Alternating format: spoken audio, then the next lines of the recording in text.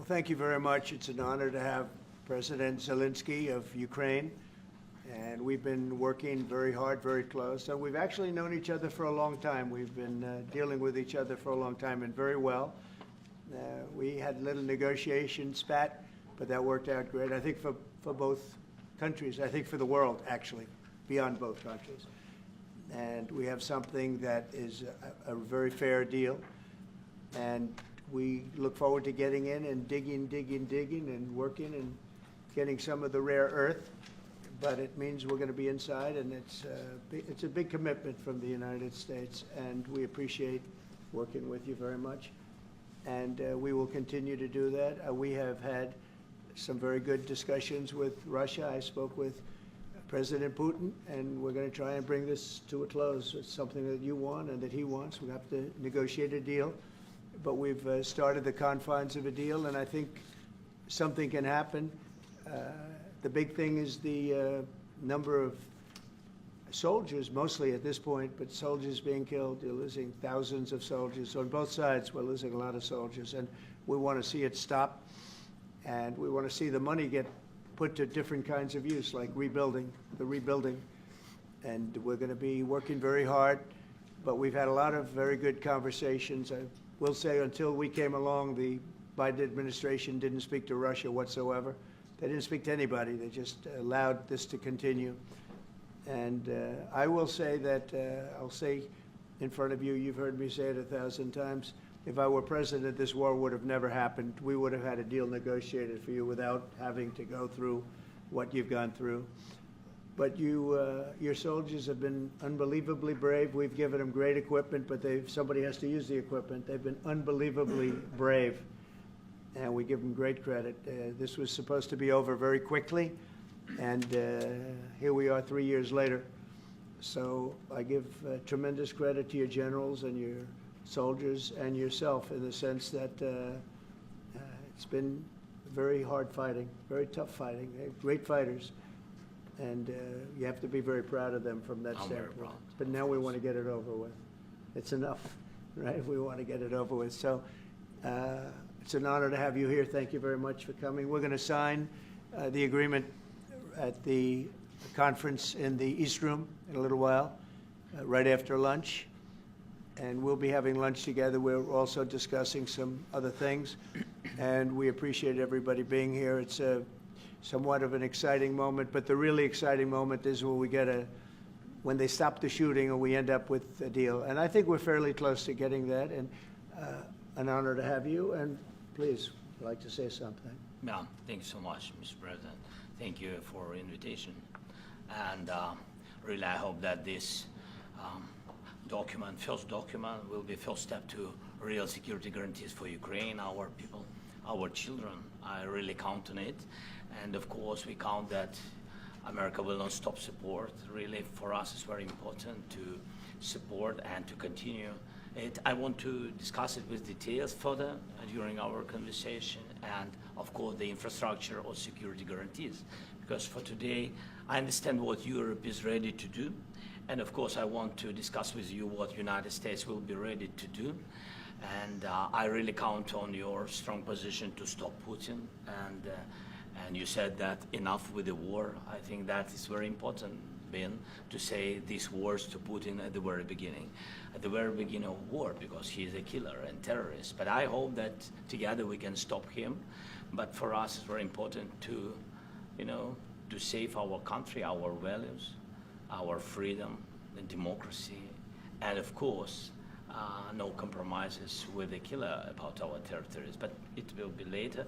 And of course, what I wanted, we spoke about it by phone with you about the drones production. We have very good drones production. I think the best one in the world for today because of the war.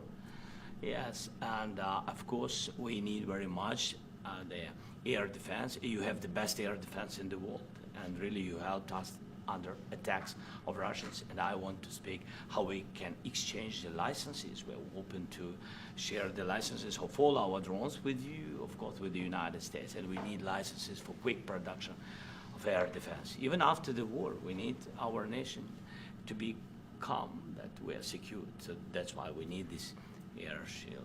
And of course, about this I want to speak about the contingents. I think that France and UK already spoke to you, and we know that Europe is ready, but without the United States, they will not be ready to be as strong as we need. And the last point, last not least, about exchange, about our people and children.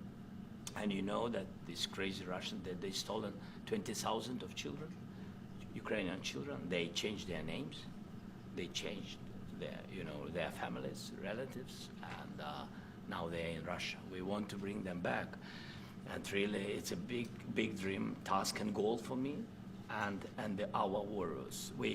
By the way, Mr. President, we released more than 4,000 warriors from Russian prison, but there are thousands more in the prison.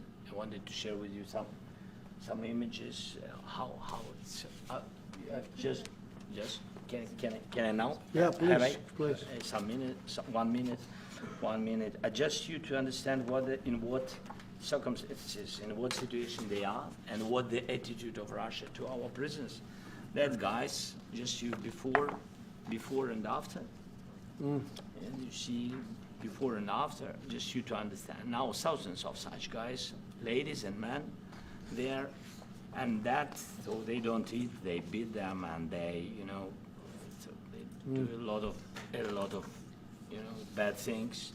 So out of, even during the war, there are rules. Everybody knows there are rules during the war. So these guys, they don't have any rules. You see that 50, 60 kilograms left, and a lot of such things. And I didn't want to show you what the changes with images of children, because I will just share with you. And, I mean, it's looking tragic. Yep, it's tough stuff. Yeah, I wanted very much to give you, and you see it. Yeah. This is pastor, by the way. They stolen pastors, because it's not Russian church. They stolen pastors and moved pastors to the prison. At the end of last year, we brought 3 pastors, and we could exchange them. And this is pastor, you see. Yeah, that's tough. Yeah, so I mean, this I wanted to show you, and this. So thank you very much. We want to get that ended, right? Yeah, of course we And will. I think we will. And We have to, of course. do you have any questions, please? When you continue to ask you about the Go ahead, please. Thank you, Mr. President. With the, how much money is the U.S. going to put into the fund that is being created today, and how does this provide long-term security for Ukraine? Well, we don't know exactly how much, because we're going to be putting some money in a fund that we're going to get from the raw earth that we're going to be taking and sharing in terms of revenue. So it's going to be a lot of money will be made from the sale and from the use of raw earth. And as you know, our country doesn't have much raw earth. We have a lot of oil and gas, but we don't have a lot of the raw earth. And what we do have is protected by the environmentalists, but that can be unprotected, but still it's not very much. They have among the best in the world in terms of raw earth. So we're going to be using that, using it for all of the things we do, including AI and including weapons and the military, and it's really going to very much satisfy our needs. So it's something that just worked out really well. We have a lot of oil and we have a lot of gas, we have a lot, but we don't have raw earth. So this has just about every component of the raw earth that we need for computers, for all of the things we do. This puts us in great shape. And long-term security for Ukraine, how does this provide? I think they're going to have great luck. I think once we make the agreement, that's going to be 95% of it. They're not going to go back to fighting. I've spoken with President Putin, and I feel very strong. I've known him for a long time, and I feel very strongly that they're very serious about it. And we'll make a deal. And when the deal is made, I don't think we talk about security. Everyone's talking about the other day. All they talked about was security. I said, let me make the deal first. I have to make the deal first. I don't worry about security right now. We have to have a deal, because right now, last week, 2,000 soldiers died on both sides. 2,000, and they're losing 1,000, 2,000, 3,000 a week. So as we sit here and we talk, people are getting shot and dying on the battlefield. And, you know, they're not American soldiers, but they're Russian soldiers and they're Ukrainian soldiers, and we want to be able to stop it. And we want to be able also to spend money on other things. We don't want to, this is a tremendous amount of money. And what the Biden administration did was terrible. They were giving money, but he had no security on the money. Europe, as you know, gave much less money, but they had security. It was in the form of a loan. They get their money back, and we didn't. And now, at least we're protected because the American taxpayer has to be protected too. But this is an incredible agreement for Ukraine because we have a big investment in their country now. And what they have, very few people have. And we're able to really go forward with very, very high-tech things and many other things, including weaponry that we're going to use in many locations, but that we need for our country. This allows us to do that. Mr. President, will you continue? Yeah, I'm sorry. Can I? Military aid. Yes, go ahead, please. If Yeah. I can just add, yes. In the document, there is one of the very important points. If we speak about business and investment, we never had LNG terminals in Ukraine. This document will open. I mean, the next documents, but anyway, here we see in the framework, we see a really goodwill for this. LNG terminals for us is very important, and I think for security of European continent. We have the biggest storage, gas storage. We have the biggest in Europe. Yes, and we can use it. Use it for LNG. Use it for LNG, and we will do it. And really, we can help Europe because Europe really helped. President Trump said that they made less support, but they have our friends and they are our very supportive partners. They really gave a lot, Mr. President. They did. Really, they did. They gave a lot, but they gave much less. No. Much less. No. Elite? No. Don't argue with it. No. Okay. Okay.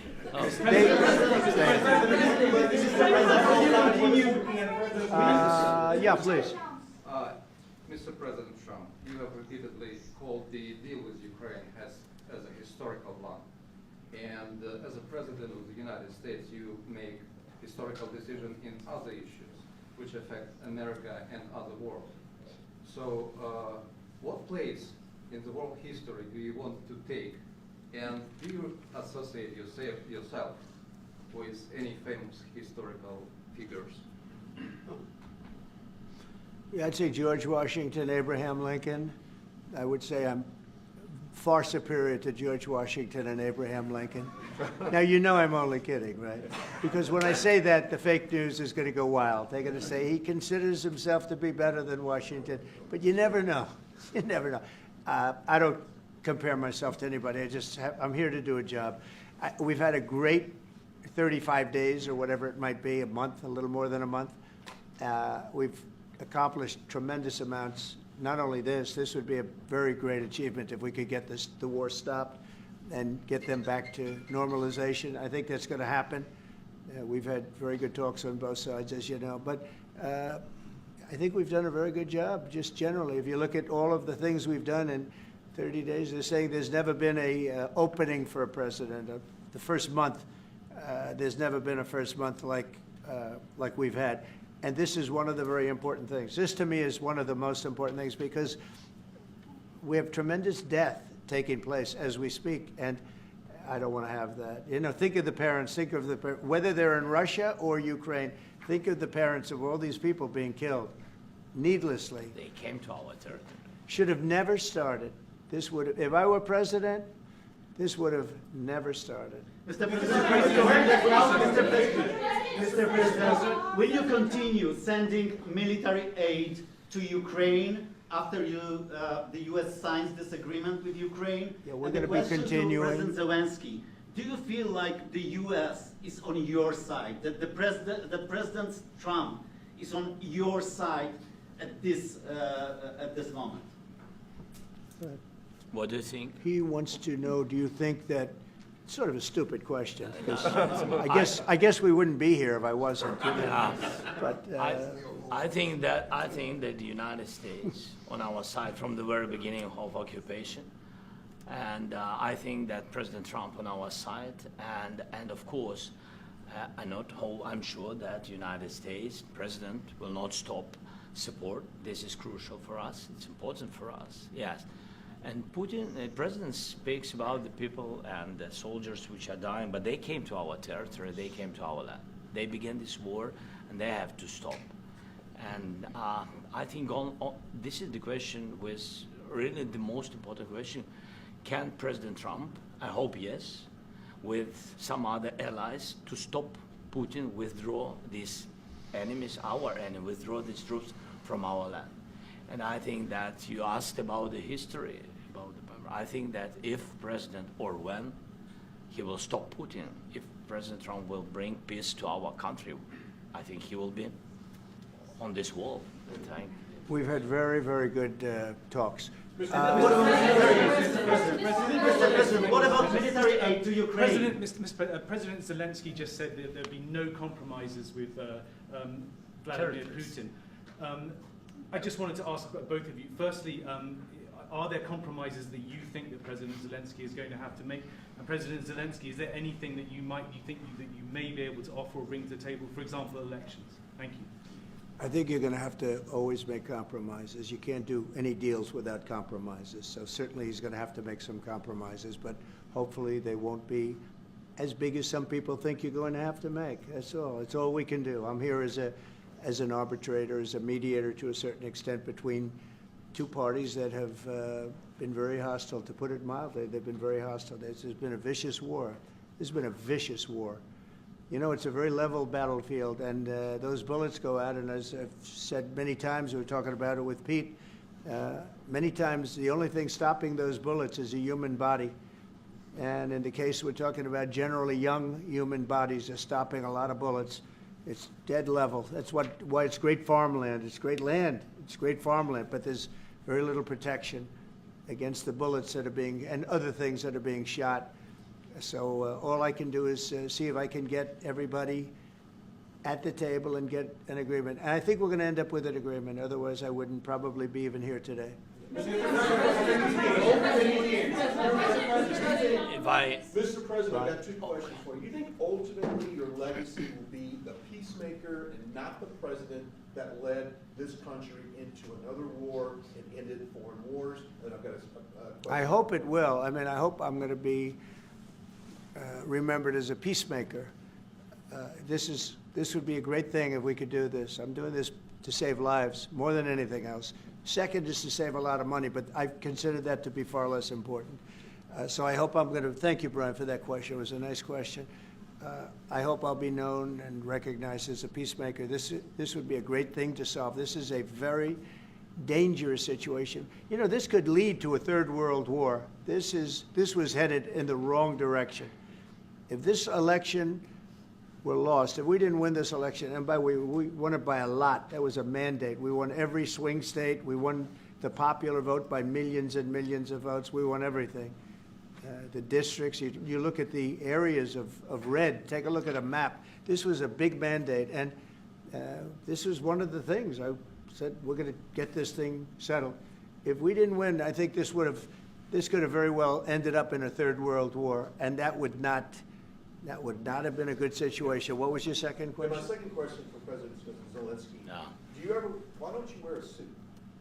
Why? Why don't you wear a suit? You're the highest level in this country's office, and you refuse to wear a suit. Just want to see, do you own a suit? Yeah, you have problems. A lot of Americans have problems with you not Really? respecting I don't have this such. office. I will wear a costume after this war will finish. Okay. Yes, maybe one, Maybe something like this. yours. Yes, sir. Yes, That'd be great. maybe something better. I don't know. We will see. Maybe something cheaper than yeah. Thank you. Thank you. Thank you. Thank you, President Trump. You said yesterday. Are you going to send more arms to Ukraine in case there's no peace? Yeah, we're going to have arms to Ukraine, yeah, sure. Hopefully I won't have to send very much, because hopefully we're going to have it finished. We're looking forward to finishing this quickly. We're not looking forward to sending a lot of arms. We're looking forward to getting the war finished so we can do other things. But we very much appreciate the agreement, because we needed what they had, and we're treating, you know, our country is now treated fairly. Biden didn't do that. He didn't know what the hell he was doing. This should have never happened. This should have never started. But, you know, sure, the answer is yes, but hopefully we won't have to send much because I'm looking forward to getting it done quickly, very quickly. Does that mean you'll provide security guarantees, Mr. President? I don't want to talk about security yet because I want to get the deal done. You know, you fall into the same trap like everybody else. A million times you say it over and over. I want to get the deal done. Security is so easy. That's about 2% of the problem. I'm not worried about security. I'm worried about getting the deal done. The security is the easy part. Security is very nice. Everybody stopped shooting. And now will Europe put people there? I know France is going to. I know the UK is going to. I know other countries are going to, and they happen to be right next door. We haven't committed, but we could conceivably. You know, we have security in a different form. We'll have workers there digging, taking the raw earth so that we can create a lot of great product in this country. So in that sense, you have something, but we haven't determined that yet. I will say, in speaking to France and in speaking to, and they were here, as you know, last week and just the other day, they have committed to a lot of security. I don't think you're going to need much security. I think once this deal gets done, it's over. Russia's not going to want to go back, and nobody's going to want to go back. When this deal ends, I really believe this deal is going to be over. Question? Yeah, please go ahead. Thank you. Go ahead, please. Thank you so Yeah. much. Mr. President, thank you. Thank you. Macron and Keir Starmer at the White House this past week, both of whom praised your courage and conviction to lead the pathway towards peace. Yes. Part of that involved, though, re-engaging with Russia in diplomatic relations, something that previous leaders lacked the conviction to do so. What gave you the moral courage and conviction to step forward and lead that? Well, I love this guy. Who are you with? One American News, sir. Well, that's why I like him. One American News does a great job. I like the question. I think it's a very good question. It's a pathway to peace. It's a pathway to getting something solved. And I feel that as the head of this country, I have an obligation to do that. Plus, you know, we're very much involved. We got involved. It's too bad we got involved because there should have been no involvement because there should have been no war. And there shouldn't have been October 7th. That would have never happened. As you know, Iran was broke. They had no money to give to Hezbollah. They had no money to give to Hamas. They were stone cold broke. And then under Biden, they became rich as hell. They went from no money to $300 billion in a period of 4 years. And they gave a lot of that money away, and you see what happened. And that's a real mess also that we hope to be able to solve. But no, I appreciate your question very much. I feel I have an obligation to try and do something to stop the death. If I can answer, yes, if I can answer, Please, sorry, go ahead. please. And I do like your clothing, by the way. Yeah, really? Even though I think he's a great guy, by the way. But I don't know if you two like each other, but you know what?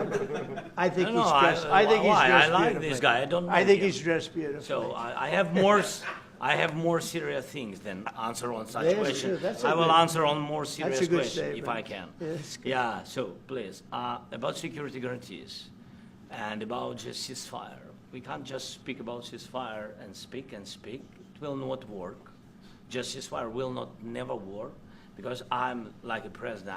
I have this experience, and not only me. Ukraine before my presidency, from the 2014, Putin broken 25 times. 25 times he broken his own signature. 25 times he broken ceasefire. But he never broke to me. He never broke to me. No, you were the president. He You never were the broke- president he during. never broke to me. In 2016, you've been the president, Mr.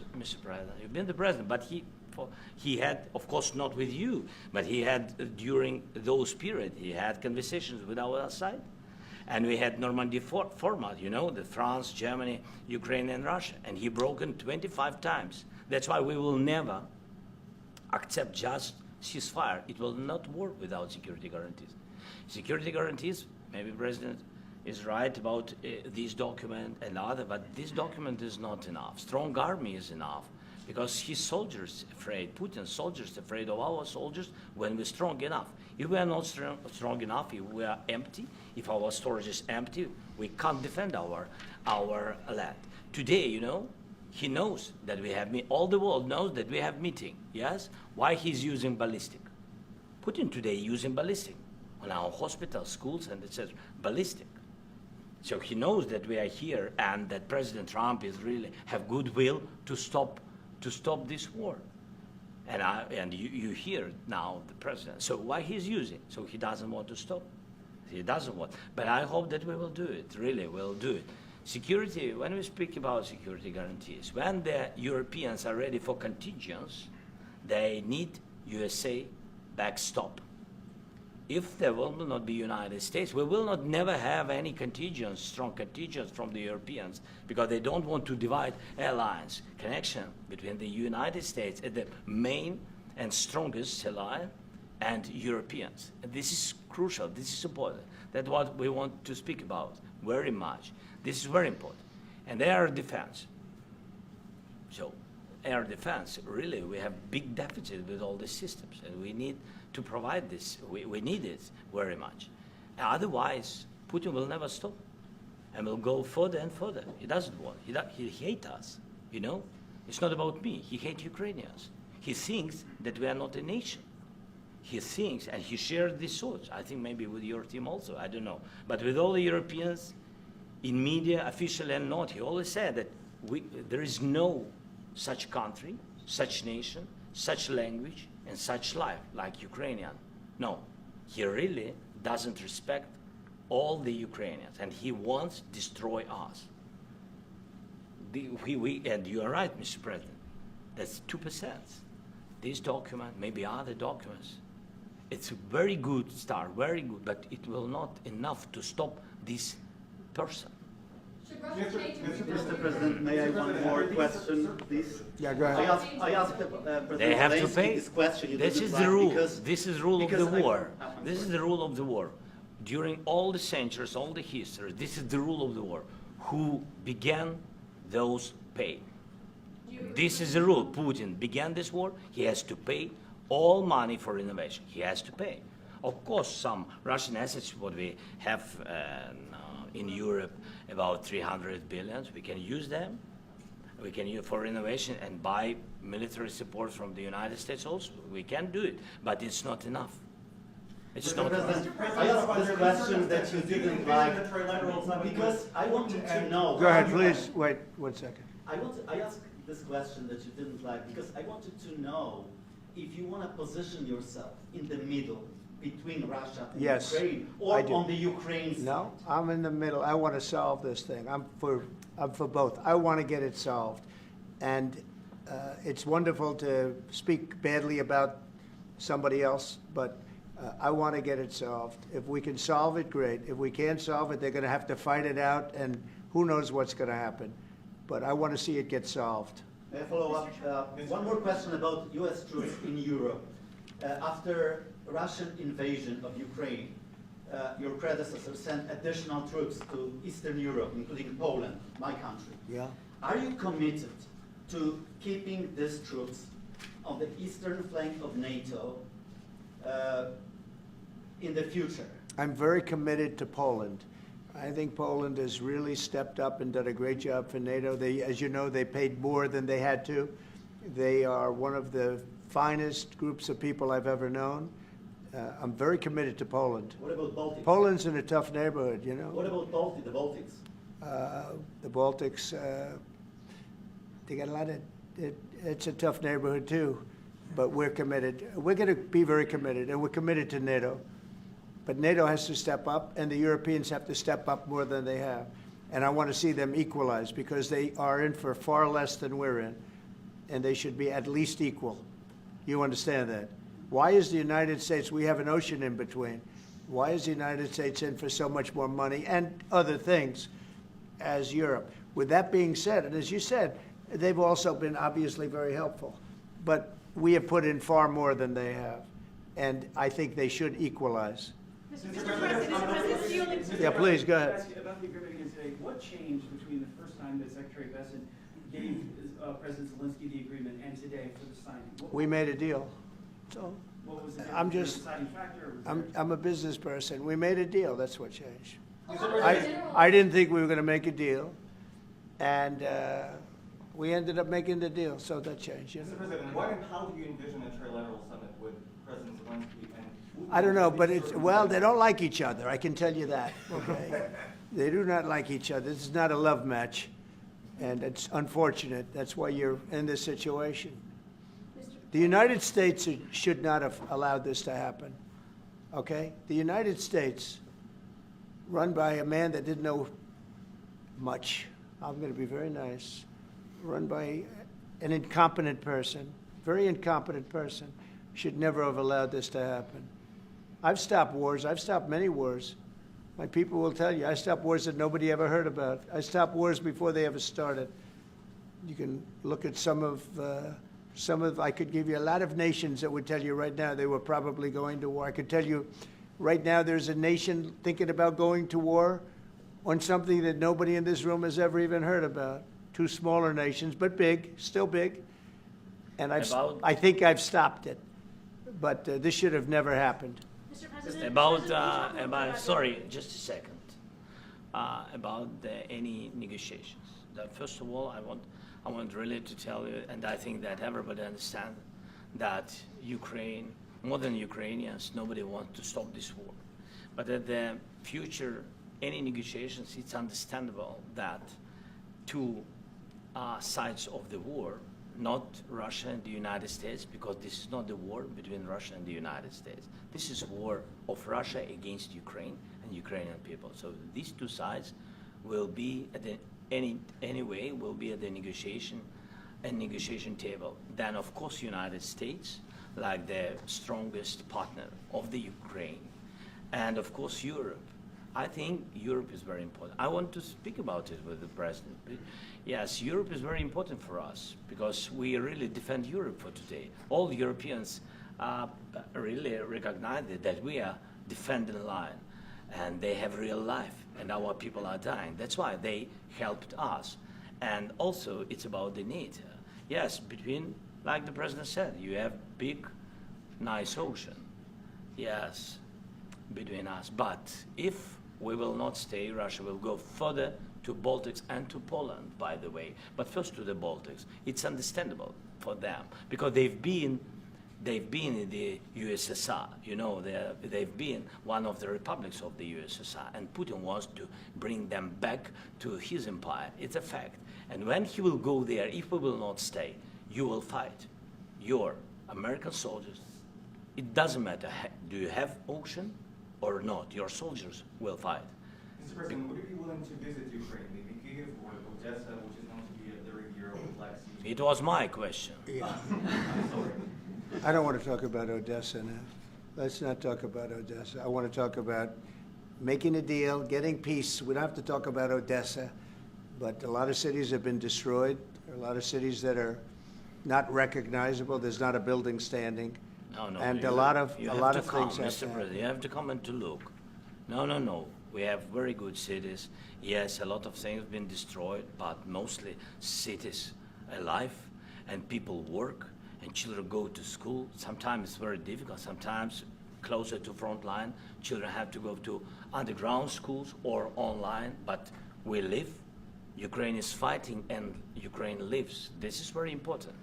And maybe it's Putin is sharing this information that he destroyed us.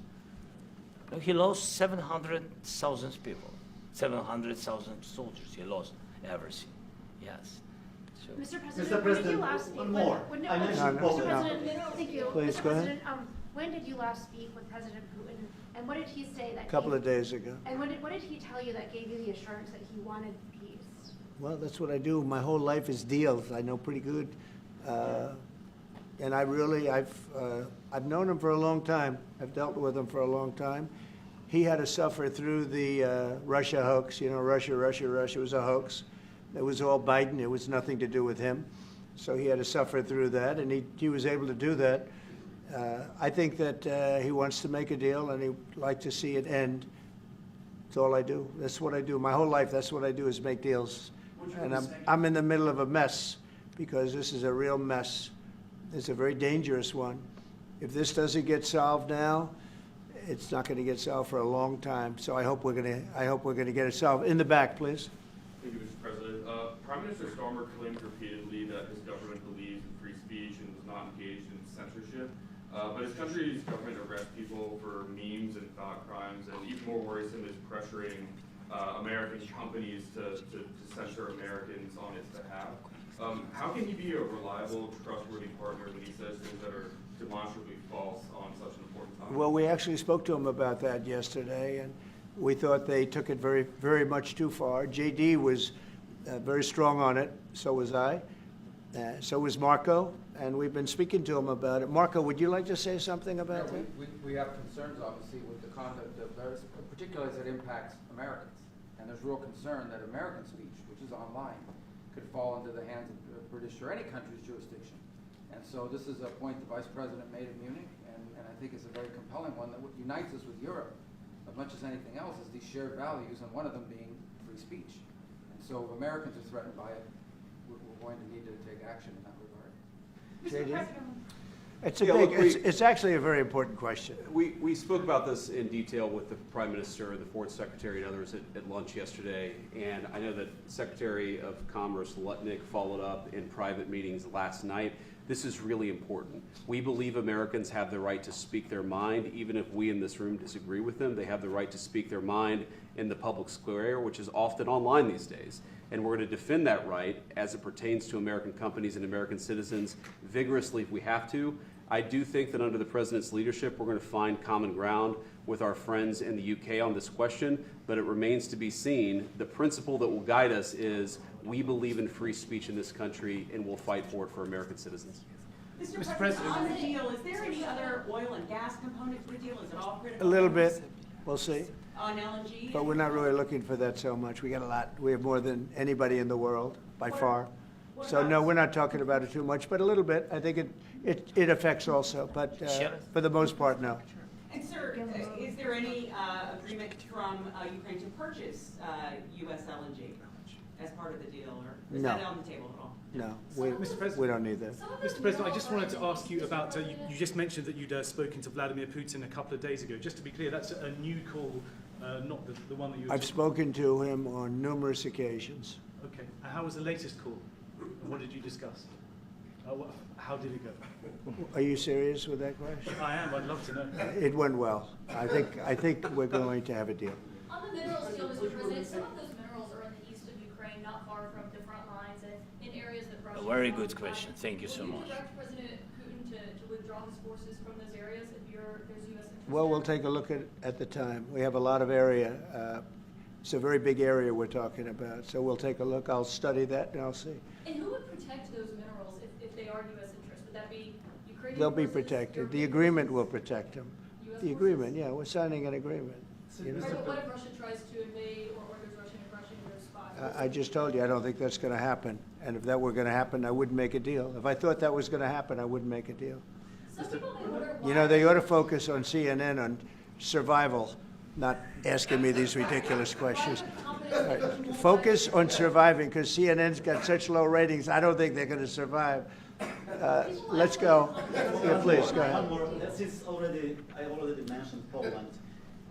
Poland was under Russian control for decades after the Second World War. When I was a kid, I looked at the United States not only as a most powerful country, richest country in the world, the country that has great music, great movies, great muscle cars, but also as a force for good. And now I'm talking with my friends in Poland, and they are worried that you align yourself too much with Putin. What's your message for them? Well, if I didn't align myself with both of them, you'd never have a deal. You want me to say really terrible things about Putin and then say, "Hi, Vladimir, how are we doing on the deal?" That doesn't work that way. I'm not aligned with Putin. I'm not aligned with anybody. I'm aligned with the United States of America and for the good of the world. I'm aligned with the world, and I want to get this thing over with. You see the hatred he's got for Putin. It's very tough for me to make a deal with that kind of hate. He's got tremendous hatred, and I understand that, but I can tell you the other side isn't exactly in love with, him either. So it's not a question of alignment. I'm aligned with the world. I want to get the thing set. I'm aligned with Europe. I want to see if we can get this thing done. You want me to be tough? I could be tougher than any human being you've ever seen. I'd be so tough. but you're never going to get a deal that way. So that's the way it goes. All right, one more question. Yeah, please. Hey, I want to respond to this. So look, for 4 years in the United States of America, we had a president who stood up at press conferences and talked tough about Vladimir Putin, and then Putin invaded Ukraine and destroyed a significant chunk of the country. The path to peace and the path to prosperity is maybe engaging in diplomacy. We tried the pathway of Joe Biden of thumping our chest and pretending that the President of the United States' words mattered more than the President of the United States' actions. What makes America a good country is America engaging in diplomacy. That's what President Trump is doing. Can I ask you? Sure. Yeah? Yeah. Okay. So he occupied our parts, big parts of Ukraine, part of East and Crimea. So he occupied it on 2014. So during a lot of years, so I'm not speaking about just Biden, but those time was Obama, then President Obama, then President Trump, then President Biden, now the President Trump, and God bless, now President Trump will stop him. But during 2014, nobody stopped him. He just occupied and took. He killed people. You know what the contact line? 2015. 2014. 2014 is Well, 2014. Yeah. So I was, he killed, I was not here. Yeah, but, That's exactly but right. yes, but during 2014 till 2022, yeah, the situation the same. The people are been dying on the contact line. Nobody stopped him. You know that we had conversations with him, a lot of conversation, my bilateral conversation, and we signed with him, me, like a new president. In 2019, I signed with him the deal. I signed with him, Macron and Merkel, we signed ceasefire. Ceasefire, all of them told me that he will never go. We signed him gas contract, yes, but after that, he broken this ceasefire. He killed our people and he didn't exchange prisoners. We signed the exchange of prisoners, but he didn't do it. What kind of diplomacy, JD, you are speaking about? What do you mean? I'm talking about the kind of diplomacy that's going to end the destruction of your country. Yes, but if you are Mr. not President, strong... Mr. President, with respect, I think it's disrespectful for you to come into the Oval Office and try to litigate this in front of the American media. Right now, you guys are going around and forcing conscripts to the front lines because you have manpower problems. You should be thanking the President for trying to bring an end to this conflict. Have you ever been to Ukraine that you say what problems we have? I have been to. Come once. I've actually watched and seen the stories, and I know what happens is you bring people, you bring them on a propaganda tour, Mr. President. Do you disagree that you've had problems bringing people into your military? We have problems. And do you think that it's respectful to come to the Oval Office of the United States of America and attack the administration that is trying to prevent the destruction of your country? A lot of questions. Let's start from the beginning. Sure. First of all, during the war, everybody has problems. Even you, but you have nice ocean and don't feel now, but you will feel it in the future. God bless. You don't know that. God bless. You don't God know bless. that. You will not have a war. Don't tell us what we're going to feel. We're trying to solve a problem. Don't tell us what we're going to feel. I'm not telling you. Because I'm you're in no answering on this position to question. dictate that. That's Remember exactly what this. I'm not You're in dictating. no position to dictate what we're going to feel. We're going to feel very good. You will feel influence. We're going to feel very good and very You strong. will feel influence. You're right now not in a very good position. You've allowed From the yourself very- to be in a from very the bad very position, beginning and he of the happens war. to be right about From it. the very beginning of the war. You're not Mr. in a good Brown, position. I You don't was have in the cards right now. With us, you start having not playing cards. cards. But right now, you I'm don't. very Yeah, you're playing serious, cards. Mr. President. You're I'm playing very cards. serious. You're I'm gambling the with the president lives in of war. millions of people. You think- You're gambling with World War III. what do you You're think about? gambling with What do you World think War about? III. And You- what you're doing is very disrespectful to the country, this country. That's with back all to you. respect to your Far country. more than a lot of people said very they respect. should have. Have you said thank you once? A lot of times. No, in this Even entire meeting, today. have you said thank you? Even today. You went to Pennsylvania and campaigned for the opposition in October. Offer some words of appreciation for the United States what of are you speaking America about? and the president who's trying to save your country.